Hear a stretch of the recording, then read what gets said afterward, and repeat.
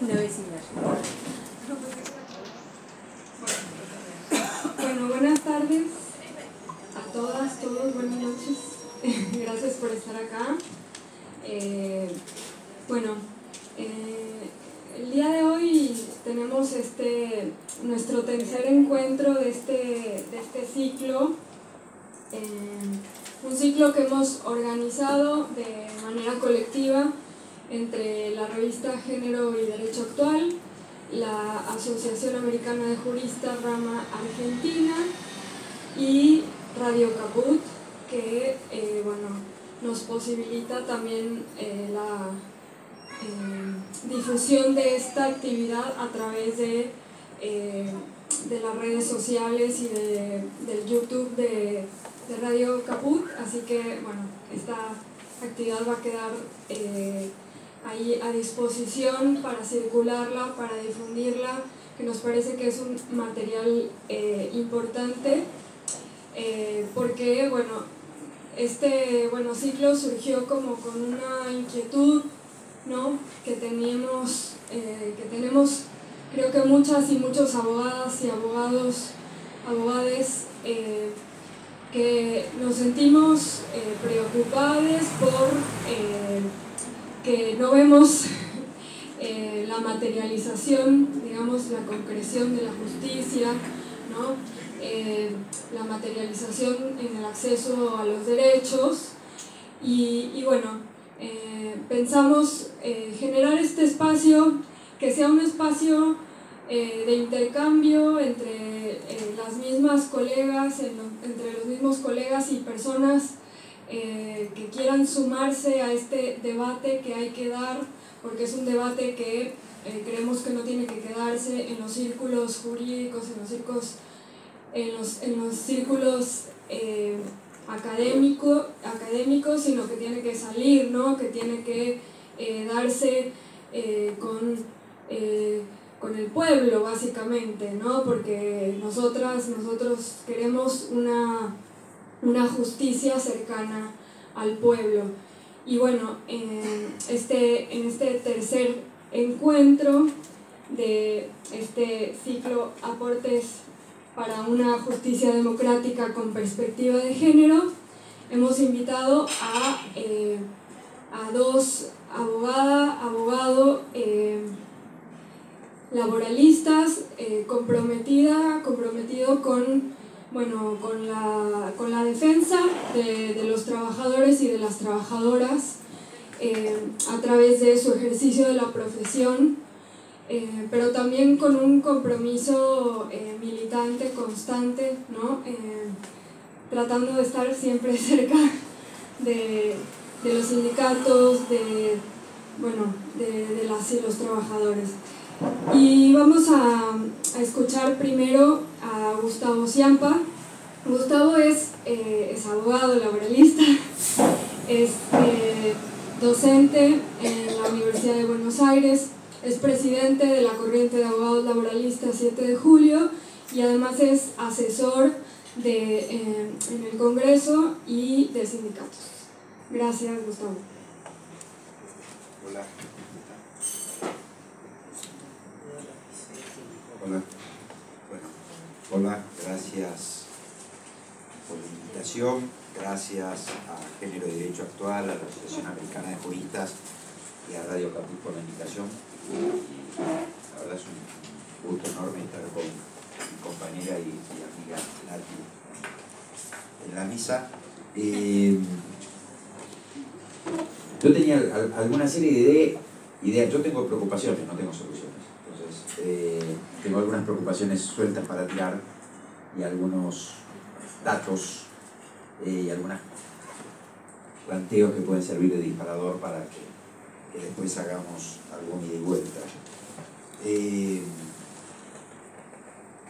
El Poder Judicial es uno de los tres poderes del Estado. Ciampa para decir esto, venite acá, no, digamos, este es un disparador, que quiero decir que aunque sea muy importante y muy relevante ser uno de los tres poderes del Estado, no podemos perder de vista nosotros, y yo creo que nosotros no lo perdemos de vista, pero sería bueno que no lo perdieran de vista los integrantes del Poder Judicial y las integrantes del Poder Judicial, que no obstante ser un poder del Estado y ser esto sumamente relevante, el Poder Judicial tiene un carácter funcional, instrumental.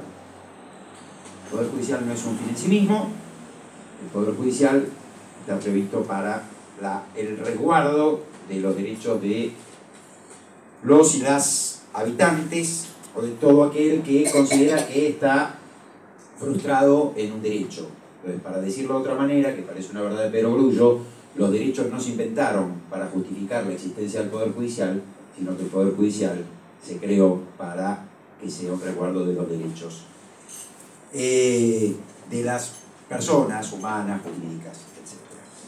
Esto no es un dato menor, porque vivimos a diario, y vamos a ir a tratar de ir avanzando en esto, cómo a veces el Poder Judicial se considera un fin en sí mismo y que las personas, y hablo de personas humanas por formación profesional mía, luego laboral, entonces me voy a ajustar al tema laboral.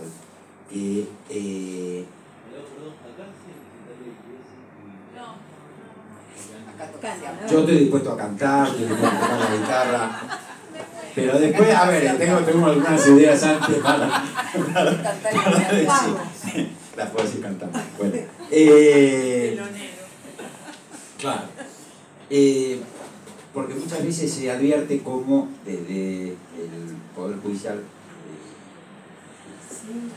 pareciera existir la concepción de que los derechos son un motivo para que exista el Poder Judicial, olvidándose de este carácter instrumental.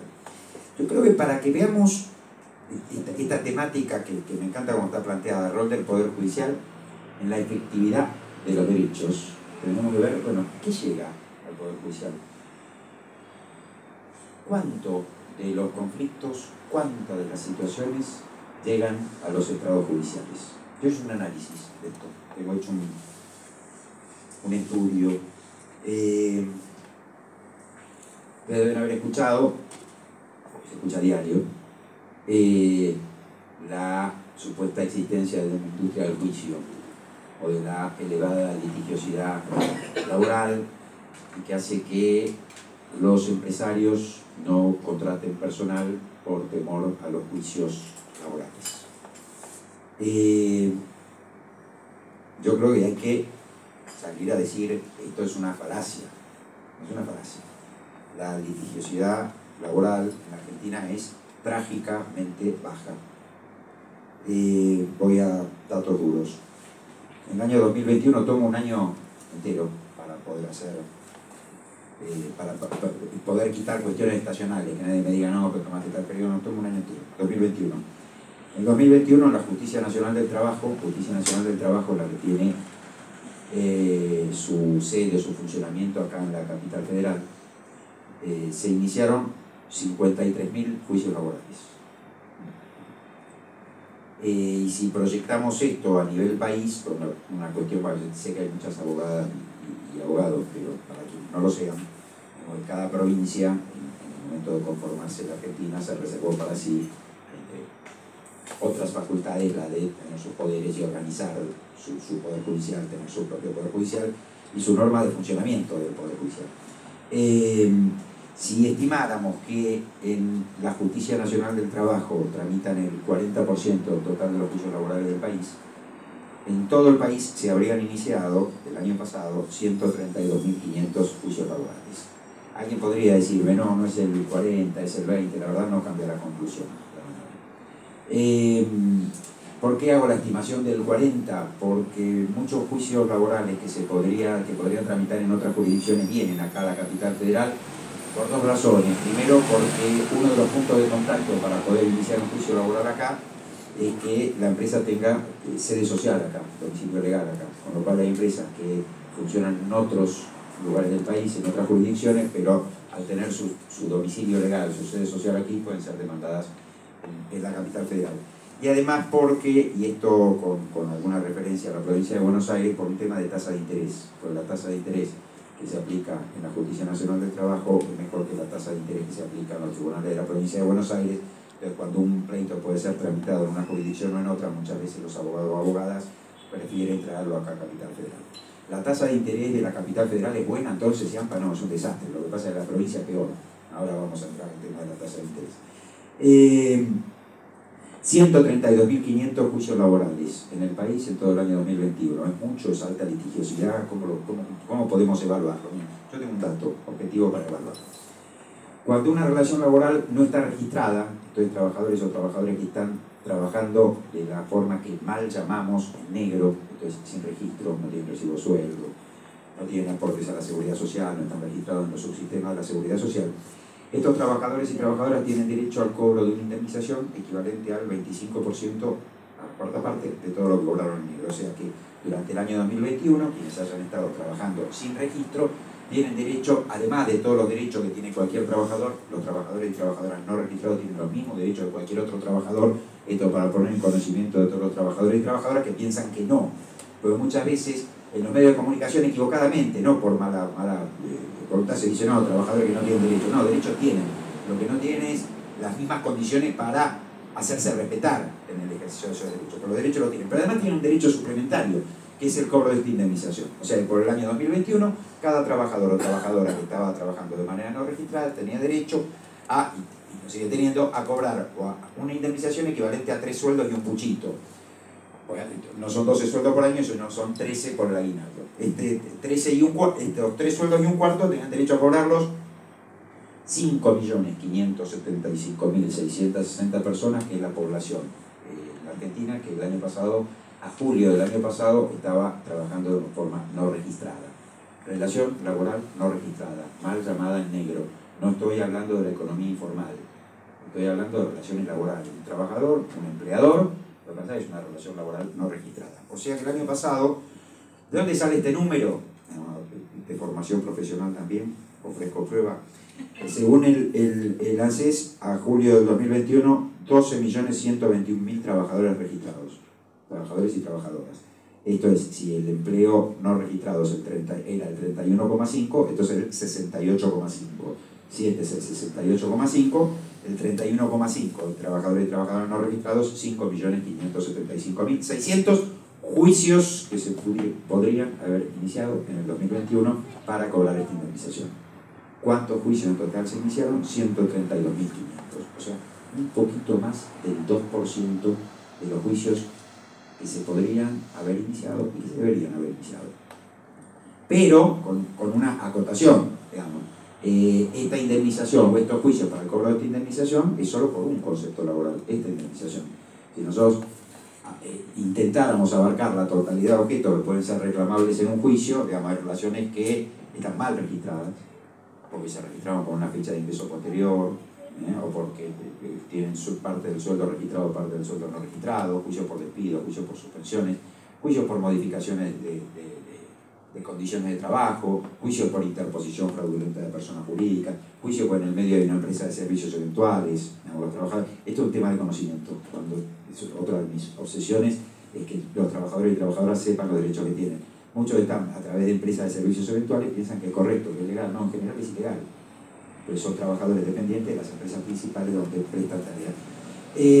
Enfermedades, accidentes, todos estos objetos de juicio llevan los 5.575.600 juicios, un número muy superior, por lo cual la litigiosidad en la Argentina es inferior al 2% de los juicios que se podrían haber iniciado. Cuando se habla de industria del juicio, pareciera que se inician más juicios que lo que los trabajadores y trabajadoras tienen derecho a iniciar. Bueno, no solo, no es así, sino que se inician muchísimo menos que los juicios que los trabajadores y trabajadoras tienen derecho a iniciar. Menos del 2%. Esto es lo que llega al Poder Judicial. Entonces, primero, ahí veamos qué pasa. ¿Por qué menos del 2% de los juicios que se podrían iniciar son los que llegan al Poder Judicial? Entonces digo, hace falta o implementar, o desarrollar, o mejorar otras herramientas de control de cumplimiento o de respeto de la normativa laboral y de los derechos laborales. Hablo de las inspecciones, los servicios de inspección de las autoridades administrativas del trabajo, sean nacionales, sean locales. Hablo de, pensemos otras figuras. ¿No? Los juicios laborales son de, yo no me acuerdo cómo se llamaba penal, quizás si alguien maneja el tema penal lo podríamos ver mejor, pero de iniciativa privada, digamos, de instancia privada. Tenemos otras posibilidades, unas fiscalías laborales, unas defensorías laborales, unos ombudsman laborales en cada jurisdicción que hagan resguardar los derechos de los trabajadores y trabajadoras, aun cuando no exista la instancia privada de los propios trabajadores y trabajadoras. Entonces, fíjense, la ley sindical tiene un artículo buenísimo. A ver, yo soy muy elogioso hacia la ley sindical, admito las discusiones que podemos tener entre compañeras y compañeros respecto del modelo sindical. Pero tiene un artículo que dice, los sindicatos con personería gremial, salvo de si tienen personería o no, pero es lo que dice, tienen derecho a representar los intereses y derechos individuales y colectivos de los trabajadores. Sin embargo, después vino con lo cual, la disposición de la ley daría lugar a que un sindicato, sin contar con la voluntad expresa del trabajador, pudiera iniciar una acción judicial en representación de esos trabajadores o trabajadoras. Pero vino la reglamentación, que tenía su lógica, tuvo su lógica, el gobierno de Alfonsín estuvo muy condicionado, si quieren después nos metemos en esto, con el tema de la ley sindical, y dice, para que represente los derechos individuales tiene que tener la petición expresa del trabajador, con la cual el trabajador, que muchas veces no inicia los juicios, a ver, ¿por qué más del 98% no los inicia? Bueno, porque tiene miedo de perder el laburo. Hay casos de desconocimiento también, pero además tiene miedo de perder el laburo. Entonces, si al que tiene miedo de perder el laburo le decimos, el sindicato lo puede representar en sus derechos individuales, pero usted tiene que firmarle un poder para que haga el juicio, lo mismo que se ponga él directamente. Habría, creo yo, que buscar otras herramientas para cubrir al universo de trabajadores y trabajadoras de sus derechos. Ahora, ¿qué pasa con los que llegan a juicio? Algunos juicios se pierden. Esto de que los juicios laborales se ganan todo esto es mentira. Es la excusa de los abogados que no son laboralistas, sino que hacen derecho del trabajo para las empresas para justificarse cuando pierden los juicios. Digamos. Los juicios se ganan y se pierden. Hay de todo. Uno agarra cualquier repertorio de jurisprudencia y ve que hay para los dos lados. Pero bueno, los que se pierden, o los que los trabajadores y trabajadoras pierden, por otros se concilian, otros se ganan. ¿Qué pasa con los que se ganan? Existe una industria del juicio porque las empresas van a quebrar con lo que lucran los trabajadores, las trabajadoras y los abogados con los juicios. Mire, tengo otro dato duro. Yo me angustié cuando empecé a sacar estos datos duros. Los juicios laborales están demorando entre 5 y 6 años en la Justicia Nacional del Trabajo. Es inhumano. Cada vez es más habitual que el trabajador o trabajadora va a decir, doctor, y en un año y medio, si tengo que esperar, espero, no, mi amigo, un año y medio, ojalá, va a tener que esperar 5 o 6 años. Y la pregunta es, ¿qué pasa si me muero? ¿Cobran mis hijos? ¿Qué pasa si me muero? Si me pasa algo, cobran mis hijos. Que un juicio laboral de un crédito alimentario dure 5 o 6 años es inhumano. Digamos, no responde a carácter alimentario. Que algo tenga un carácter alimentario implica que se cobre íntegramente, pero además oportunamente. Las dos cosas, íntegro y oportuno. Cuando un juicio demora 6 años no es oportuno nunca. Un juicio de 2 años tampoco, pero es más razonable. Un juicio de 1 año y medio es más razonable.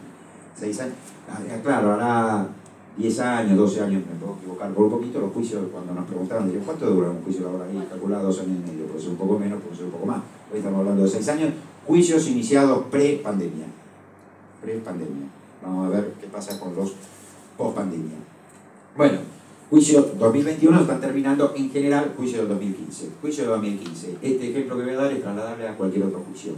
En 2021 una sentencia dice, la empresa tal multinacional le tenía que pagar a un trabajador 360.000 pesos, voy a redondear esto, 359.000,68, con más los intereses que aplica la justicia. En septiembre del 2021 le tuvieron que pagar 1.414.000 pesos. Intereses que aplica la Justicia Nacional del Trabajo, esto también depende de cada jurisdicción. En dólares estadounidenses, ¿cuánto era el crédito de este actor en agosto del 2015 que se le debió haber pagado y cuánto fue cuando cobró? El porcentual que voy a dar es lo mismo para el dólar valor oficial legal que al dólar ilegal, porque los porcentajes cambian los valores y los porcentajes son los mismos. $39.000 a valor oficial era en agosto del 2015 el crédito del trabajador. Al momento del cobro, estos 1.414.000, capital más todos los intereses, $13.596 dólar blue, 33%. La empresa licuó su deuda en un 66%, el trabajador cobra en términos reales el 33%. Sean para el dólar no es variable para tener en consideración. Si un trabajador pensaba comprarse una parte de su casita, de su departamento, se tasan en dólares. Pero bueno, consideremos que no es parámetro. Kilo de asado, el parámetro. ¿Cuántos kilos de asado compraba con su crédito original? En agosto del 2015, 4.643 kilos de asado, con estos 360.000 pesos. Hoy, al 31 de mayo, su crédito con la tasa de interés judicial es 1.557.631 pesos. ¿Cuántos kilos de asado compra? 1.484 kilos. Otra vez, 32%. En kilos de asado también se licuó su crédito a un 32%. ¿Qué hubiera pasado si ese empleador ponía los 360.000 pesos en plazo fijo a 30 días renovable? Inversión más conservadora, imposible. 30 plazo fijo, banco oficial, renovable, cada 30 días, capitaliza intereses, digamos, los intereses le van dando, lo suma al plazo fijo. Al 31 de mayo, esa empresa saca del plazo fijo 3.341.000 pesos. Paga 1.557.000, se queda con el resto.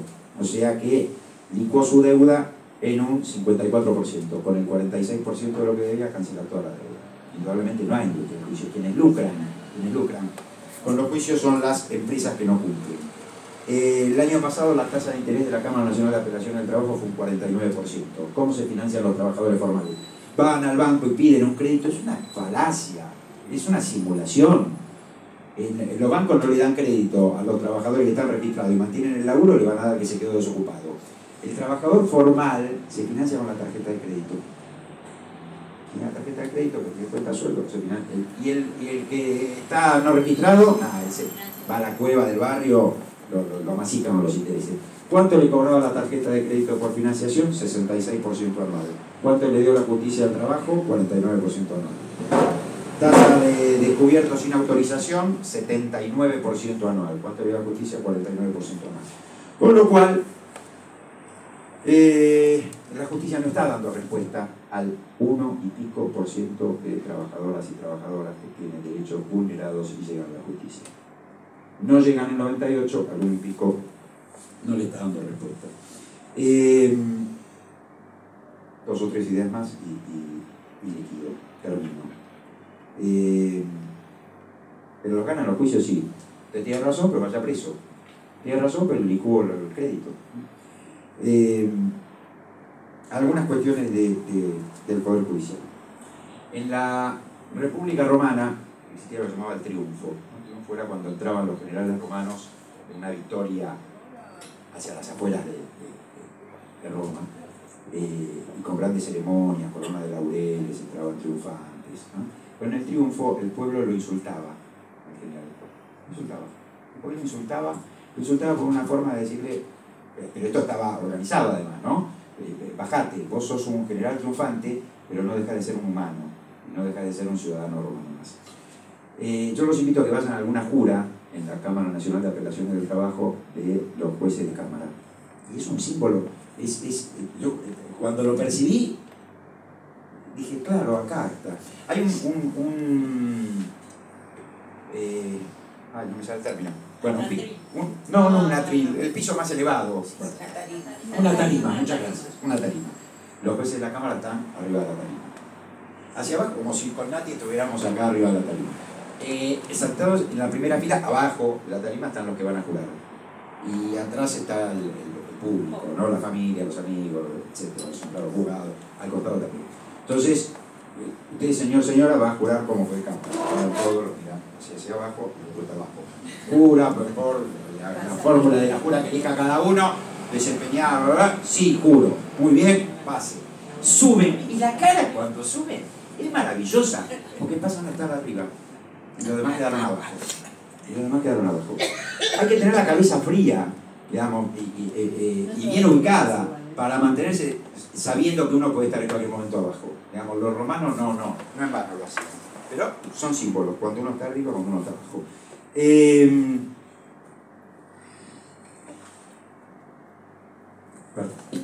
me pasó que se los quiero hacer escuchar. Trabajador, esto, dije, ay, lo voy a pasar, si sale, lo paso.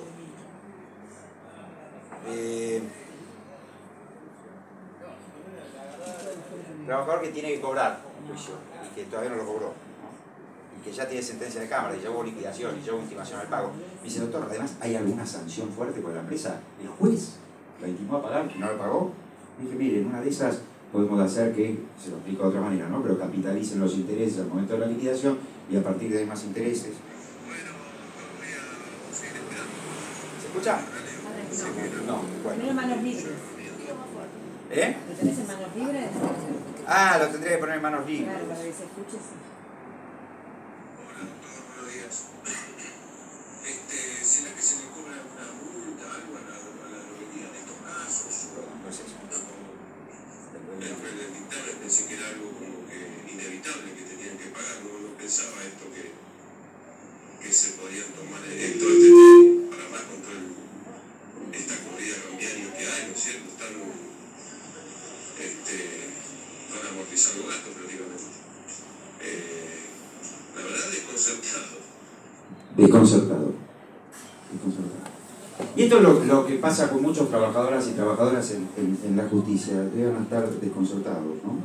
¿Qué hay atrás de los pleitos? ¿Hay dinero? Sí. En general, en los juicios laborales, cuando son de despido, etc., en general hay dinero. Solo dinero no. Muchas veces hay cuestiones más importantes que solo dinero en los juicios. En todo juicio laboral, o en casi todo juicio laboral, hay dignidad atrás, hay autoestima atrás, hay afectaciones a la dignidad, hay afectaciones a la autoestima. Y esto muchas veces es un tiempo, a veces los juzgados en la vorágine no lo ven, pero consiguen y es un muy buen acuerdo. Y muchas veces los trabajadores y trabajadoras dicen, yo quiero que me digan que tengo razón. La plata me viene bien, me viene bárbaro la plata, claro, no cualquiera me viene bien la plata que tenga para cobrar. Pero quiero que me digan, que haya una sentencia que diga yo no incurrí en ese incumplimiento, o que yo tuve razón a considerarme despedido por el incumplimiento de mi empleador. El Poder Judicial impulsa actitudes, y esto a veces tampoco lo ven. Cuando un Poder Judicial licúa deudas, lo que está lanzando un mensaje al incumplimiento de las obligaciones. Cuando un Poder Judicial es renuente a dar medidas cautelares, pues no aprecio la verosimilitud en esta instancia, no aprecio la verosimilitud del derecho, esto requiere un arduo, un amplio debate, etc. A 5 años está dando mensajes convocando involuntariamente al incumplimiento. Cuando, para quienes hacemos temas sindicales, dicen, no, en resguardo de la autonomía, no me puedo ordenar una medida cautelar ahora porque estaría afectando la autonomía sindical, etcétera, por ejemplo, en el marco de procesos electorales. Y el juicio tramita, y una vez que tramita el juicio y llega la sentencia definitiva y dice, no, ahora con el proceso electoral ya realizado hay que ser muy restrictivo. Estas son señales de impunidad. Estas son señales de impunidad que hay quienes saben leerlas. Termino con estas cositas, la pandemia, los tribunales y la pandemia. Para que veamos el tema del acercamiento, ¿no? Digamos, cómo una sociedad se puede considerar cercana a un poder judicial que sigue funcionando como si estuviéramos en aislamiento. No, audiencia en el juzgado no, audiencia en el juzgado no. Razón, yo tengo acá algunas cosas, no voy a ver, esta es buenísima. En un juicio, testigo ofrece la empresa en Eslovaquia. Una relación laboral que se dio en Argentina, transcurrió en Argentina, luego ofrece un testigo en Eslovaquia. Testigo además que estuvo siempre en Eslovaquia, nunca estuvo en Argentina, no sabe nada. De lo que pasaba en Argentina no lo vivenció. Entonces hay una oposición, etc. Bueno, resuelve la oposición, no hace lugar. Entonces dice, en consecuencia del libre exhorto diplomático y oficio al Ministerio de Relaciones Exteriores que deberá confeccionar la demandada, ¿no? El trámite es Ministerio de Relaciones Exteriores, juzgado, Ministerio de Relaciones Exteriores, Ministerio de Relaciones Exteriores de Eslovaquia, juzgado de Eslovaquia, tomen declaración de Eslovaquia, el juez, capaz que el juez de Eslovaquia le toma por Zoom, testigo lógico, ¿no? Esto es lo paradójico. Y después el circuito al revés. Párrafo siguiente, testigos locales. Vive todo acá en Barrio Norte, 5 minutos en subte al juzgado. De conformidad con la resolución 2021 de la Cámara, en salvaguardia del principio procesal de celeridad, resuelvo decretar que la prueba testifical local será llevada mediante modalidad remota a través de la plataforma virtual Zoom. Me cuenta uno al cliente que el que vive en la Prida y Juncal declara por Zoom y el que vive en Eslovaquia hay que hacer todo ese trámite. Digo, esto es alejarse del juzgado. Audiencia, abogado, declare bajo juramento que la persona va a comparecer a la audiencia es la persona de la que usted, apoderado, ¿cómo voy a declarar bajo juramento? Primero, cuestión de principios, me inhiben de declarar bajo juramento, de prestar caución juratoria, algo que no me obliga la ley. Señor juez, señora juez, yo no voy a prestar ninguna caución juratoria por aquello que no tengo que prestar caución juratoria. Segundo, no puedo prestar caución juratoria de un hecho futuro, menos cuando usted no va a grabar la audiencia. Si graba la audiencia, lo analizaré. Si no va a grabar la audiencia, no lo voy a hacer. Además, dicho por el cliente, los colectivos van llenos, los subtes van llenos, los aviones van llenos. Había jugado Boca la final con Tigre, la cancha de fútbol llena, los teatros llenos, los cines llenos. No se puede ir a los juzgados. No se puede ir a los juzgados. Bueno, termino, ahora sí, perdón.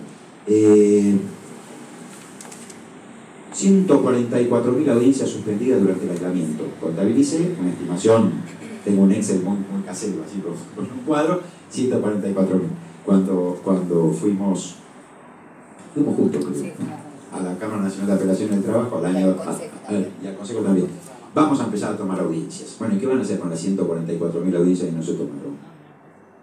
Bueno, no sé, por eso vamos a empezar a fijar audiencias. Entonces, el Poder Judicial es la de la gente. El Poder Judicial no está dando respuestas a la gente.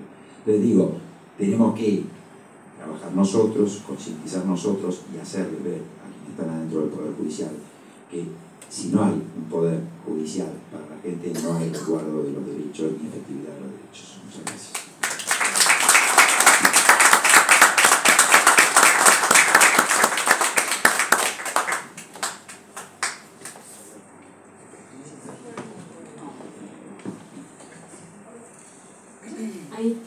Bueno, muchas gracias, Gustavo.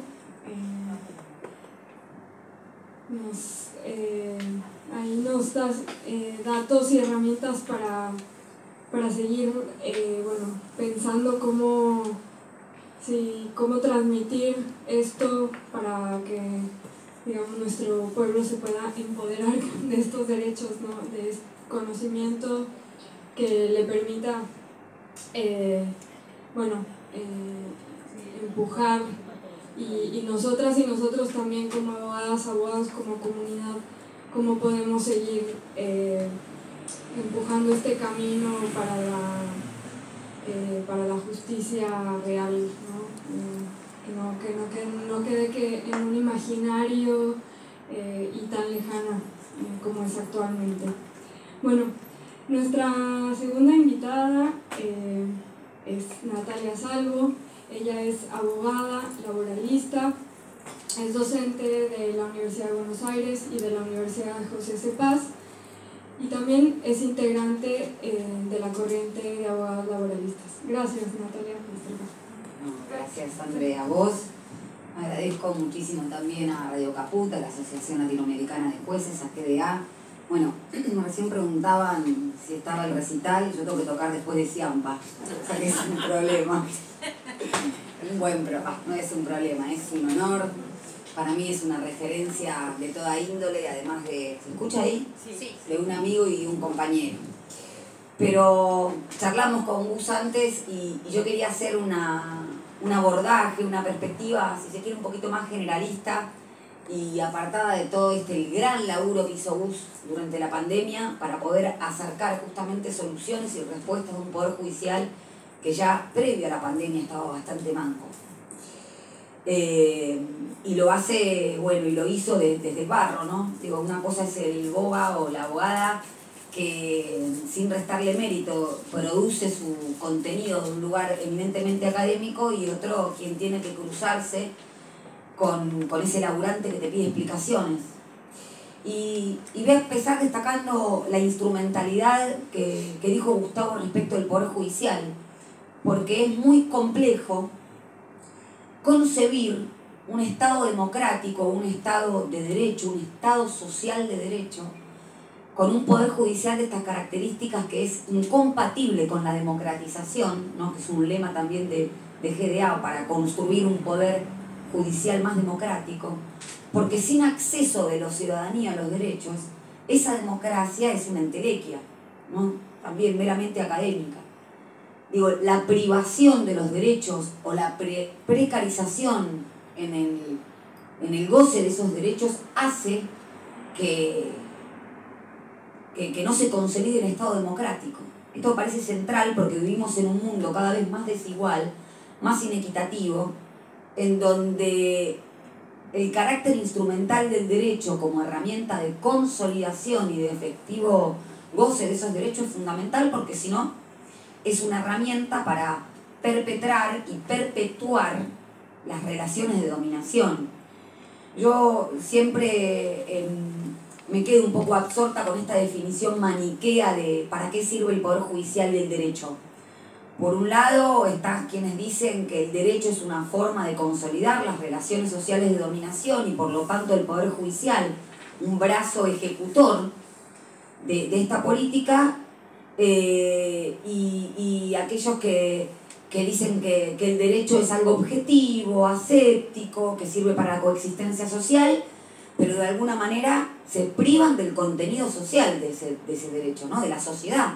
En la sociedad hay conflicto, en una familia, entre dos personas hay conflicto, que nos hace pensar que a gran escala ese conflicto desaparece. Sin embargo, la noción del no conflicto, de la ausencia de conflicto, es la que toma este mundo inequitativo o este neoliberalismo para o bien negar esa relación de conflicto y desigualdad en las relaciones de trabajo, en las relaciones sociales, en la temática de género. Fíjense cómo cuando existe una desigualdad estructural o una necesidad de proteger a través del derecho del Poder Judicial un sector más vulnerable, bueno, siempre están estos agoreros que niegan ese conflicto, que niegan esa desigualdad y que por lo tanto nos llevan a una cosmovisión del derecho del Poder Judicial como algo aséptico, como algo independiente, como algo no político. Y rescato también otra noción que dijo inicialmente Gustavo, que es que el Poder Judicial, juzgado, ya estamos muy quemados. Estamos con los juzgados de la cabeza. Digo, ¿cuál es la función constitucional de un Poder Judicial? Porque también esta estructura del Estado es una estructura, lo viene diciendo la vicepresidenta ya desde el año 2017, ahí en Ferro, cuando se hizo un congreso de Flaxo, si mal no recuerdo, que es una estructura de división de poderes pensada para una sociedad no con esta complejidad. Y tenemos a un Poder Judicial que en el siglo XIX, cuando se constituyó, incluso la misma Corte Suprema, no había ningún tipo de prurito cuando se lo llamaba poder político. Sin embargo, hoy en día existe esa necesidad de sustracción de lo político, de la institucionalidad, del carácter vitalicio, del no ser auditados, más allá de que existan organismos específicamente para eso, como el Consejo de la Magistratura. Pero ya sabemos qué es lo que sucedió con el Consejo de la Magistratura. Yo siempre digo que hay ciertas cosas que suceden, hechos sociales que suceden cuando se dan las condiciones de legitimidad para que así sea. Yo, por ejemplo, antes ponía un ejemplo para hablar de los discursos posibles que decía, bueno, nadie va a decir hoy en día que el mundo está sostenido por 4 elefantes y es plano. Después, se los aseguro que me empezaron a mirar mal, sobre todo cuando hablaba de la tierra plana. Entonces, ¿qué pasó? Que ese discurso empezó a estar receptado como algo coherente. Lo mismo sucede con el Poder Judicial. ¿A qué me refiero con esto? ¿Qué pasa? Que la Corte Suprema pudo, por ejemplo, constituirse como un perito médico cuando se habló de la presencialidad escolar y del decreto, creo que era el 214 del 2021. ¿Qué pasa? Que la Corte Suprema y sus integrantes, además de 2 de ellos haber aceptado ingresar por decreto por fuera de los mecanismos constitucionales, se atreven a restablecer una ley que ya estaba fenecida. ¿Qué pasa con esa Corte Suprema, el pináculo del Poder Judicial de interpretación, que se atreve a interpelar o a extorsionar al Congreso para que sancione una ley en 120 días? Con pena o bajo amenaza de restablecer una ley anterior. ¿qué pasa para que Lorenzetti, que es el autor intelectual de la doctrina Ursum, diga que esto es una barbaridad que no ha sucedido en otros precedentes de la Corte? Entonces, me parece que no podemos perder de vista, ya porque Gustavo me eximió de hablar de los pormenores, de las estadísticas, de ese poder judicial que no es menor, este orden que sí altera el producto. El poder judicial está para ser instrumental en la efectivización de los derechos, no al revés. Y no por nada se sienten más arriba, que derraman una determinada sabiduría, porque son como la sustitución de la divina providencia. Yo esto lo marco, ¿no? Hablamos del Estado moderno que vino después de aquellos que gobernaban por designio divino, y la razón o el iluminismo pasó a ocupar ese lugar. Ojo, porque esa razón también está producida por los mismos sectores de poder que antes eran los que designaban por divina providencia a quienes dirigían los destinos de las naciones. Entonces, siempre vamos a ver cómo se intenta invisibilizar ese poder. Y ese poder real, hoy en día, o de un tiempo a esta parte, y a nivel fundamentalmente más que nada continental, por eso creo que tiene que ver con la desigualdad, con este continente que siempre es el destinatario fundamental de esas desigualdades, que eligió el poder judicial para poder gobernar, para poder consolidar esas relaciones de poder. Por eso creo que este factor geopolítico no nos tenemos que perderlo de vista, porque si no vamos a perder de vista también que fue este poder judicial que sirvió para disciplinar. Y hoy lo hablaba y se lo comentaba a Gustavo también cuando le mencionaba esta perspectiva que quería darle en la charla. Cómo ese disciplinamiento sirvió para que los restantes poderes del Estado también estén raquíticos. ¿A qué me refiero con esto? El disciplinamiento para que no puedan gobernar, para que teman firmar, porque ya sabemos lo que sucedió con líderes y lideresas políticos y sociales, en donde otros poderes judiciales, el laboratorio que fue Jujuy con Milagro Sala, o la persecución a aquellos funcionarios que se atrevieron a marcar políticas públicas que hicieron gozar de derechos a las mayorías, ¿no? Acá la veo a mi amiga Adriana Micali, especialista en materia previsional, mi consulta constante, pero digo, tuvimos a un Amado Vudú con la AFJP, ¿no? Y con la implementación otra vez del principio de solidaridad, o sea, todos derechos constitucionales que están en el artículo 14 bis, que están infravalorados respecto de otros derechos. Y acá hay otro discurso que ayuda muchísimo a ese poder judicial que se sigue alejando de la gente, que Gustavo decía, no dice o no dicta sus resoluciones en tiempo oportuno e íntegro, es decir, no llega en tiempo y forma. Y tenemos normas internacionales que nos hablan de la tutela judicial efectiva.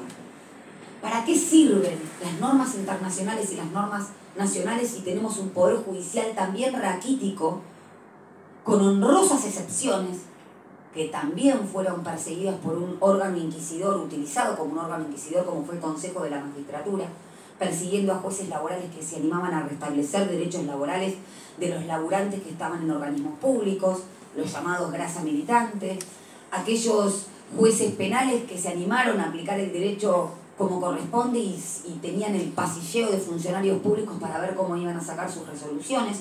Nosotros los laboralistas lo vivimos también, después sabiendo a viva voz en la causa de la mesa judicial que esos mismos jueces laborales decían que tenían representantes del Ministerio de Trabajo.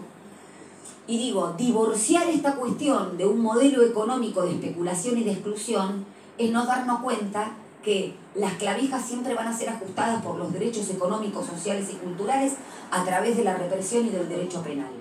Vaya si lo sabemos los laboralistas, que empezamos a ver cómo todas las causas que en materia incluso la materia legal reserva a la Cámara Nacional de Apelaciones como competencia originaria, a ver cómo las trataban en la justicia federal penal. Intervención a los sindicatos, cómo se va reformulando ese derecho, que es un derecho humano fundamental, como por ejemplo la libertad sindical de los dirigentes gremiales, y ahora son delitos, como hace 150 años atrás, intimidación o extorsión. Es decir, si no vemos que atrás, o el móvil de ese poder judicial connivente y de quienes interpretan y aplican el derecho, ya sea en el poder judicial, como asesores del poder legislativo, como profesores de las facultades de derecho, también le dan un sesgo ideológico, Por algo siempre hablamos que desde la Facultad de Derecho salen o abogados de negocios o abogados por la justicia social, ¿no? Con nuestro corazón en el derecho laboral. Principios que están receptados en nuestra Constitución Nacional, como el principio de progresividad que siempre marca Héctor Recalde, como la justicia social, digo, mandatos al legislador, pero parece que los mandatos al Poder Judicial son cada vez más raquíticos. Y esto tiene que ver con, permítanme decir también, esta famosa frase de funcionarios que no funcionan tan bien dentro del Poder Judicial. Porque un juez o una jueza está a la altura de las circunstancias cuando puede aplicar el derecho en momentos en donde estos derechos están amenazados, como sucedió con Dora Temis, cuando hizo lugar a la medida cautelar solicitada por el sindicato de docentes para aplicar la ley de paritaria docente. Sabía en su momento Dora, que ya no está entre nosotros, estaba enferma, pero vale aclarar que la persecución mediática que sufrió no le ayudó a esa enfermedad, y que tenía un concurso en la Cámara Nacional de Apelaciones y se jugó por lo que debía jugarse. Entonces creo yo que este disciplinamiento está dirigido no solamente a los funcionarios que integran el Poder Ejecutivo y Legislativo a través de la famosa judicialización de la política, sino también a funcionarios del Poder Judicial que, teniendo un compendio riquísimo de normas, no se atreven a aplicarlos ni están en la altura de las circunstancias. Y lo vemos nosotras las mujeres y las disidencias cuando se resiste tanto este Poder Judicial a aplicar la perspectiva de género. Yo a veces recibo espantada preguntas de estudiantes de derechos que me preguntan si para aplicar la perspectiva de género en materia judicial tiene que haber una reforma constitucional. Pila ahí me mira con la boca abierta. Esto sucede. Y yo digo, no solamente tenemos tratados internacionales, Pila, con jerarquía constitucional que protegen o toman nota de la desigualdad estructural de la mujer, sino también tenemos normas riquísimas como la Ley 26485, que habla de la protección de la mujer en todas sus relaciones interpersonales. Tenemos ahora en materia laboral el convenio 190 de la OIT, fuimos el tercer país en ratificarlo.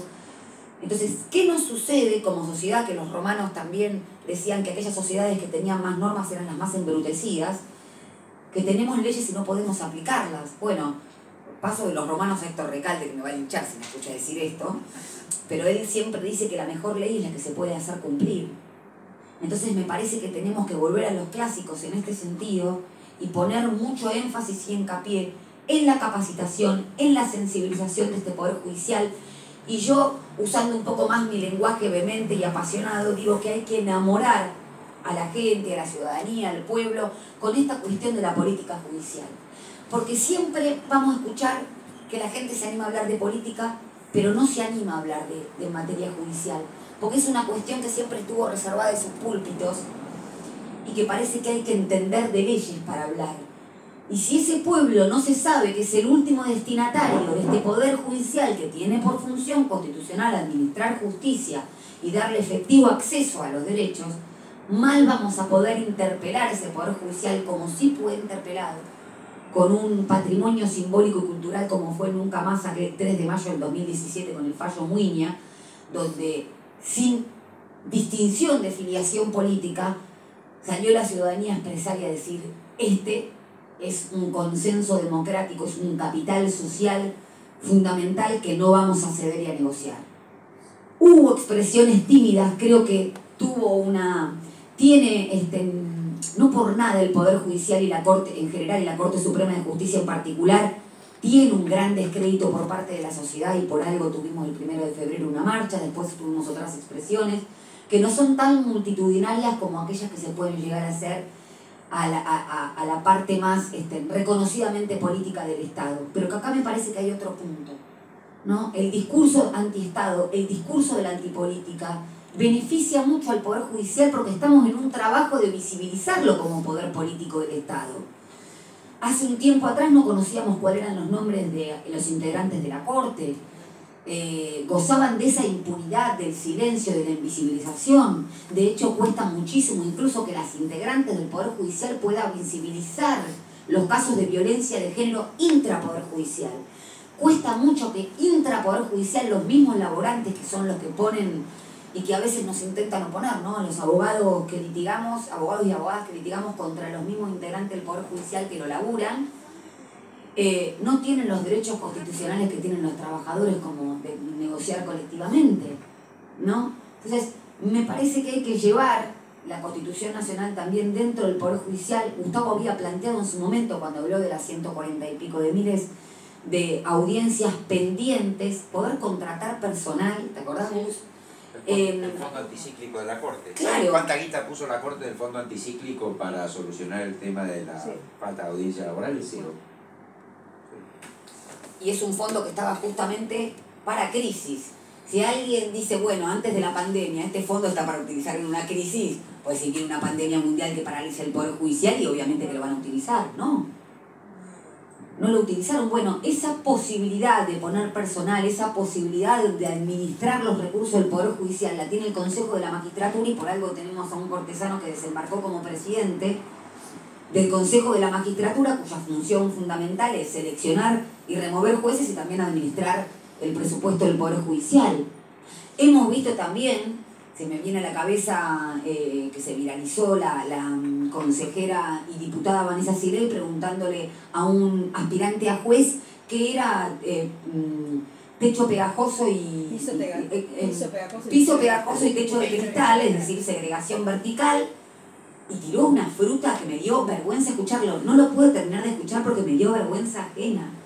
Entonces, si tenemos estos jueces poco formados, o dentro de las usinas académicas nos preguntan si hacen falta una reforma constitucional para tener perspectiva de género, ¿qué vamos a esperar también del derecho social, en donde hoy en día se está volviendo a cuestionar o se pone en el tapete y se trata de agotar el concepto de libertad como la libertad de mercado? ¿Qué vamos a esperar si esos mismos exponentes intentan suprimir las indemnizaciones por despido, se quieren llevar puesto el artículo 14 bis, que es la consecuencia también de una dictadura militar, de la Convención Constituyente del 57? Y a veces lo hablamos con Gustavo y los compañeros de la corriente, tenemos que tener una agenda propositiva. ¿Por qué no recuperar el derecho al trabajo, al bienestar general, a la capacitación, a una remuneración justa, que eran los derechos establecidos en el 37 de la Constitución del 49, que también establecía en el 38 la función social de la propiedad, del capital y de la rentabilidad, ¿no? Creo que tiene que ver, y todo se resume en eso. Primero, el derecho es un instrumento de emancipación, tenemos que verlo y pujar por ese contenido y no incluso caer en el descreimiento de considerar, bueno, siempre es una herramienta de consolidación de poder. Yo a esos compañeros y compañeras del campo nacional y popular que piensan de esa forma, siempre pongo el ejemplo del aguinaldo y las vacaciones, ¿no? Si a aquellos que no tenían ese derecho le podían acaso decir que era un instrumento siempre para consolidar las relaciones de poder, ¿no? Y hablamos específicamente del conflicto fundamental, del antagonismo fundamental entre el capital y el trabajo, que no solamente cruza las relaciones de trabajo y las relaciones sociales, sino también las relaciones de género, ¿no? Y esto lo digo porque las mujeres relegadas al ámbito doméstico y a las tareas de cuidado es también un discurso patriarcal del capital que pone en el territorio de la fábrica o en el territorio del trabajo productivo fundamentalmente al varón, ¿no? Y digo, si no vemos las desigualdades que cruzan la sociedad como cuestión fundamental, no vamos a poder utilizar el derecho como una herramienta de nivelación, de compensación y de reconocimiento del conflicto, y mucho menos esos jueces y juezas que integran el Poder Judicial van a poder aplicar ese derecho para efectivizarlos y para hacer ingresar a la ciudadanía al goce efectivo de la Constitución Nacional, que para eso está. Muchas gracias.